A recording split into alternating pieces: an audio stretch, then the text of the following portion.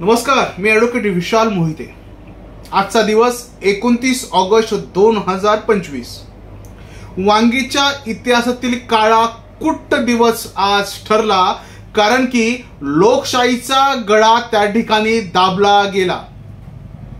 आज जेव्हा वांगीची ग्रामसभा भरली, नेहमीप्रमाणे जसं मागच्या वेळेला मी व्हिडिओ करताना म्हटलं होतं की एक टोळकं विनाकारण त्या ठिकाणी त्रास द्यायला होतं, षड्यंत्र करायला होतं, अशीच काही घटना आजही घडली। ग्रामसभा सुरू झाली, ग्रामसभा व्यवस्थित चालली होती, प्रश्न उत्तरे व्यवस्थित घेतली जात होती, परंतु त्याच वेळी एका ठराविक टोळक्यानं गावात दंगल घडवण्याच्या दृष्टीने ते पुढे आले आणि विनाकारण सचिन नामदेवराव जाधव, जे भगवे वादळ फाउंडेशनचे अध्यक्ष आहेत, संस्थापक आहेत, त्यांना मारहाण केली। मारहाण करण्याचं कारण काय?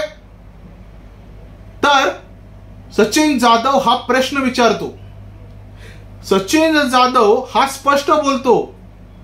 सचिन जाधव लोकशाही मार्गाने आपला आवाज बुलंद करतो, म्हणून त्याला ठरवून एका विशिष्ट जनसमुदायाने त्याच्या हत्येचा कट आज रचला होता।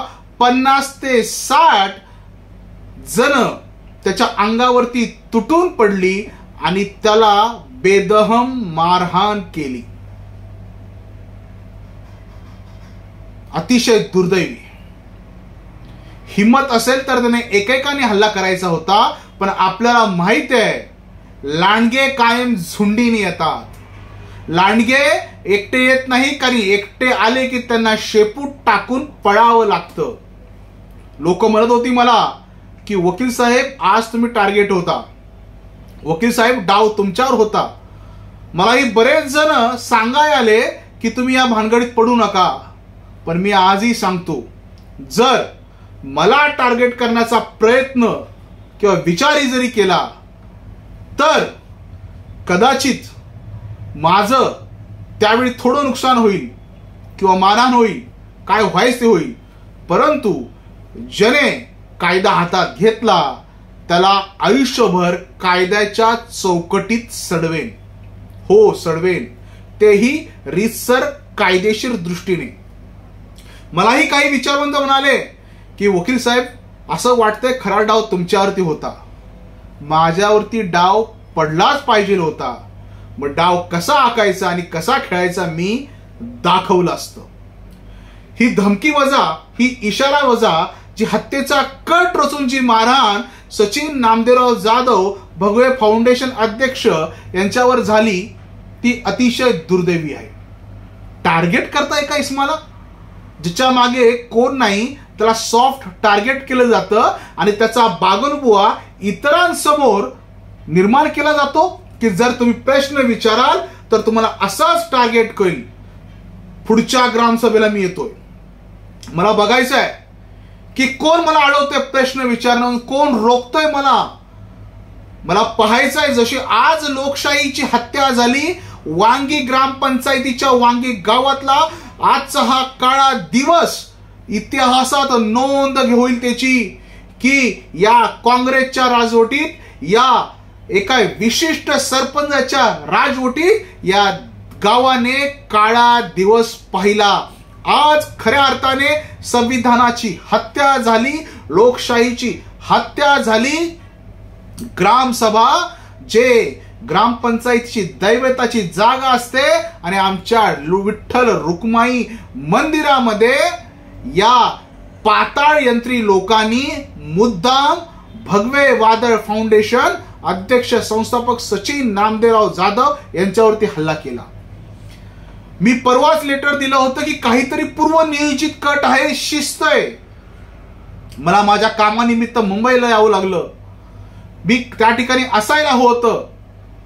लक्षात घ्या, विचारांची लढाई विचारांनी करायची असते, पण ज्याचा मूळव्याध उठलाय की हाताची लढाई आम्हाला करायची आहे, मनगडाची लढाई करायची आहे, तर लक्षात ठेवा, आम्ही सुद्धा कोण आहोत, आम्ही काही बांगड्या भरल्या नाहीत, आम्ही सुद्धा सरसेनापती हंबीरराव मोहिते पाटलांचे वारस आहोत।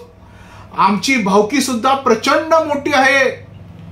परंतु त्या भानगडीत आम्हाला पडायचं नाही की गावाची शांतता एकोपा आम्हाला राखायचा आहे.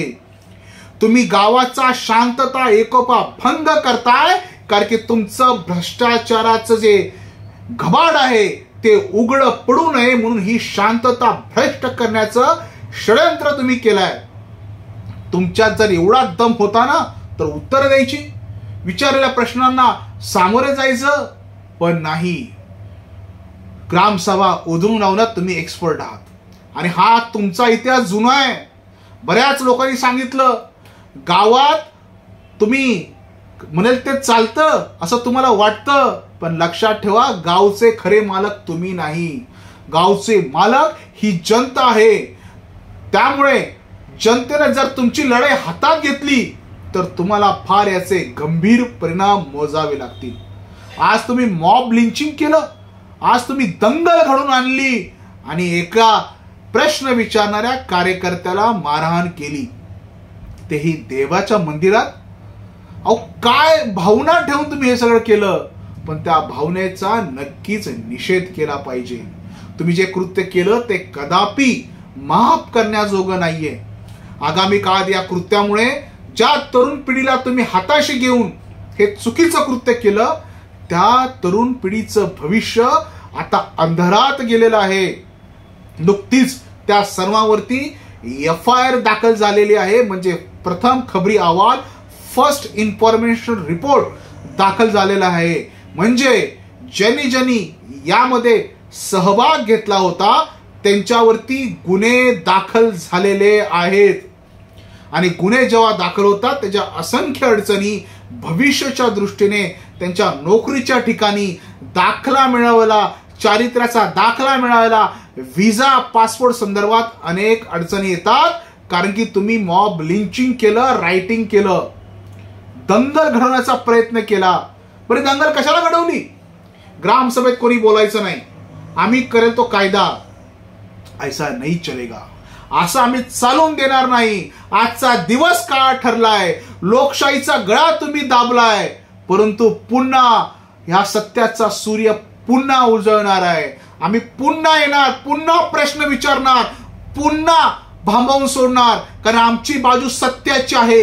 आम्ही अन्यायाच्या विरोधात लढणार, आम्ही भ्रष्टाचाराच्या विरोधात लढणार. कितीही अडचणी आल्या, कितीही हल्ले झाले, त्या हल्ल्यांना आम्ही घाबरणार नाही. पोलीस प्रशासनाला माझं नम्र आव्हान आहे, मी जर ज्या दिवशी तुम्हाला माझं निवेदन दिलं होतं त्या निवेदनाचा जर तुम्ही चांगल्या प्रकारे विचार केला असता तर अशी कृती घडली नसती. पण पोलीस प्रशासनावरती कोणाचा दबाव आहे का? पोलीस तुम्ही गप्प का आहात?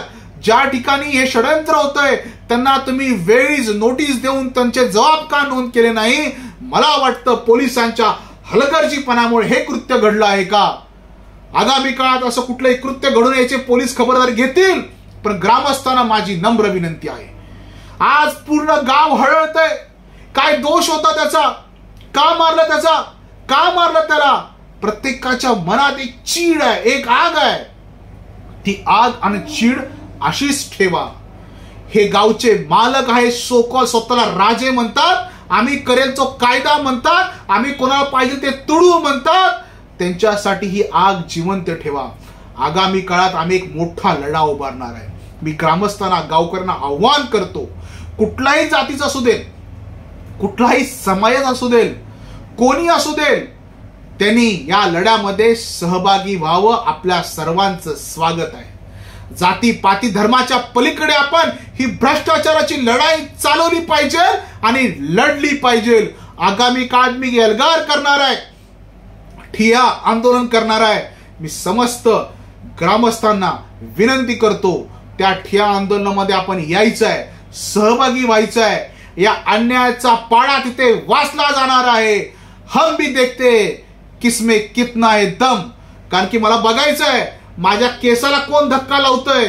जर मी डॉक्टर बाबासाहेब आंबेडकरांचा अनुयायी असेल, छत्रपती शिवाजी महाराजांचा मावळा असेल, तर मला माझ्या मनगटावरती आणि कायद्याच्या पुस्तकावरती पूर्ण विश्वास आहे. हा देश, हे राज्य, हा जिल्हा, हा तालुका आणि हे गाव जर चालेल ते फक्त भारतीय संविधानावरती, ते पण डॉक्टर बाबासाहेब आंबेडकरांनी लिहिलेल्या संविधानावरती. प्रत्येकाला बोलण्याचा अधिकार आहे, प्रत्येकाला व्यक्ती स्वातंत्र्य आहे, प्रत्येकाला व्यक्त होण्याचा अधिकार आहे, कारण की तो आमच्या घटनेने आम्हाला दिलेला आहे. जर त्याला बाधा आणण्याचा प्रयत्न कराल तर याद राखा, आम्ही ही लढाई, संविधानाची लढाई आम्ही चालूच ठेवू. लोकशाहीची हत्या आम्ही होऊन देणार नाही.